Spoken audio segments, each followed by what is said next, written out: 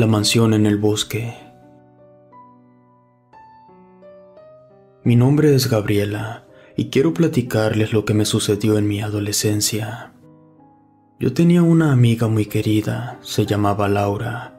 Desde que tengo uso de razón ella está conmigo. Festejamos juntas nuestros cumpleaños, íbamos en el mismo salón en la primaria y en la secundaria nada de eso cambió. Un día me convenció de unirme a los Boy Scouts. Estar ahí fue muy agradable, pues nos enseñaron a montar tiendas de campaña, primeros auxilios, a hacer una fogata y nos inculcaron el amor por la naturaleza. Cuando se acercaban los días para hacer campamentos, normalmente nos llevaba mi papá al punto de reunión y también nos regresábamos con él, pues Laura era huérfana de madre y su padre era guardia de seguridad, lo cual le quitaba mucho tiempo libre con su hija. Un día, el jefe de patrulla organizó una salida especial, en la que convivían padres e hijos en el bosque que atraviesa la carretera de Toluca a Valle de Bravo. Mi madre decidió quedarse en casa a limpiar, mientras que mi padre, gustoso, fungió de padre sustituto de ambas. El día fue increíble. Hicimos carreras de costales, comimos bombones en la fogata, palomitas, elotes asados y preparamos una sopa que, si bien no nos gustó, nos la tuvimos que comer entre todos. Sin darnos cuenta, se nos dieron las 8 de la noche, así que mi papá de manera muy cortés nos pidió que nos despidiéramos y de inmediato partimos de regreso hacia la ciudad. Íbamos en medio del bosque cuando, de repente, se soltó un aguacero tremendo, al punto que mi padre tuvo que detenerse debido a que la visibilidad era muy mala. No habían pasado ni 2 minutos cuando el auto se apagó sin más, así que mi papá se bajó a revisar qué había sucedido. Volvió a subir renegando que al parecer se le había acabado la batería, así que decidió llamar a su suegro. Activó su celular para iniciar la llamada, pero la señal era muy mala en medio del bosque. Quiso probar suerte más adelante, cuidando que su teléfono no se mojara. Estábamos ante una situación grave. La lluvia no cedía, se hacía tarde y no había señales de algún otro automóvil en la carretera. Desesperado, decidió ir a buscar ayuda y nos pidió que nos quedáramos en el auto. Pasara lo que pasara, nos pidió no salir hasta que él regresara. Asentimos y vimos cómo la débil luz del celular de mi padre se desvanecía en medio de la oscuridad de la carretera. Al cabo de 3 horas, estaba preocupada por mi padre, pues cada tanto revisaba si miraba algún indicio de su celular, pero nada. De repente, Laura empezó a sentir ganas de ir al baño. Sin embargo, yo le pedí que aguantara. Quizá mi padre no tarde más y llegue pronto, le dije.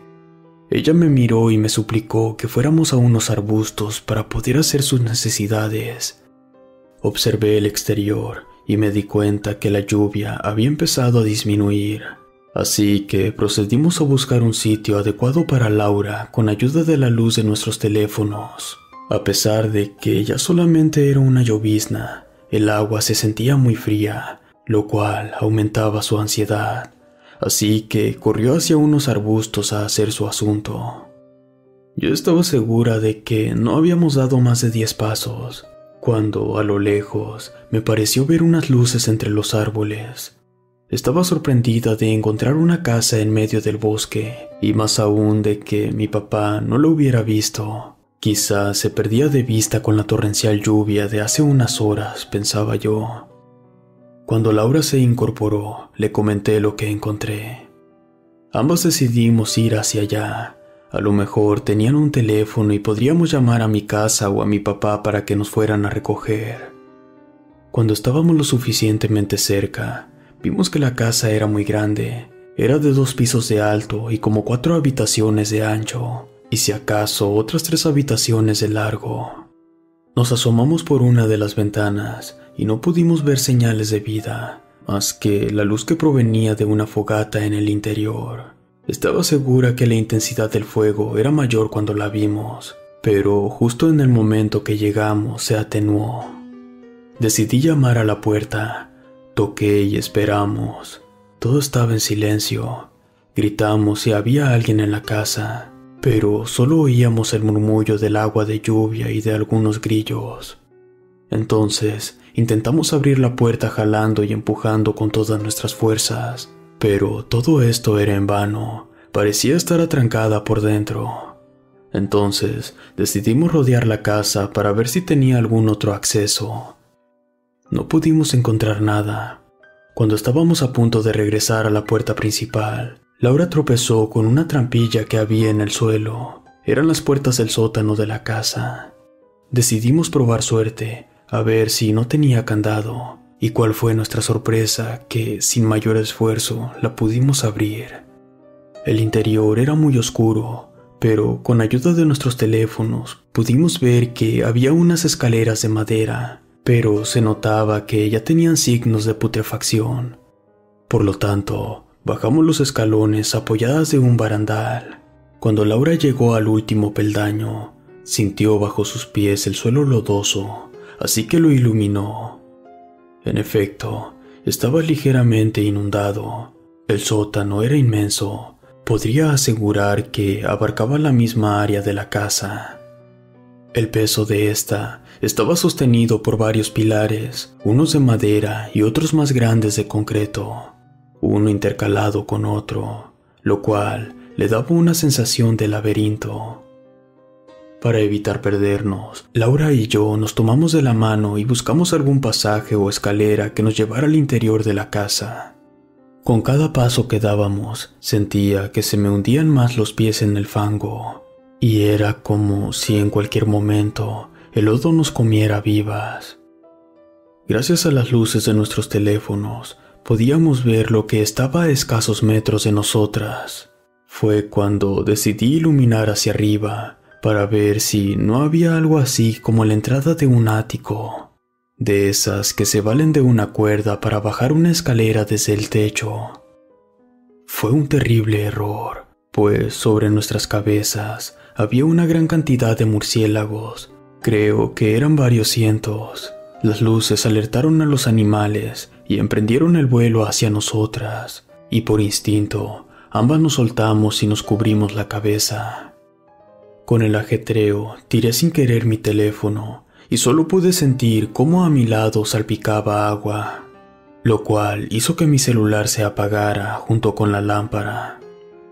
Los murciélagos poco a poco se iban por la puerta del sótano. Como mi teléfono estaba arruinado, busqué a tientas a Laura. La llamé, pero no me contestaba. No es divertido, Lau. ¿Dónde estás? Gaby. Escuché su voz. Sin embargo, se oía muy lejos. ¿Dónde estás? ¿Te saliste del sótano? Volví a preguntar. No lo sé. ¿Y tú? Yo sigo aquí. Y ahí fue cuando ya no escuché su voz. Afuera había dejado de llover. Incluso se despejó un poco el cielo. Lo supe por unos tenues rayos de luna que iluminaron un poco el sótano, lo cual me ayudó a ver con un poco de nitidez el lugar. Pasó por mi mente regresar al auto y esperar a que mi papá regresara. Sin embargo, era mayor mi preocupación por mi mejor amiga, así que decidí buscarla dentro de la casa. Pude divisar con trabajos la escalera que estábamos buscando. Hubiera jurado que había iluminado ese punto y no encontré nada, aunque también pudo suceder que debido al ataque de los murciélagos estuviera algo desorientada. Cuando abrí la puerta, me hallaba en la sala que vimos desde afuera. La fogata solo tenía un leño encendido, pero había varios al lado, así que decidí avivar el fuego para prolongar el tiempo que la casa estuviera iluminada, y así me fuera más fácil encontrar a Laura.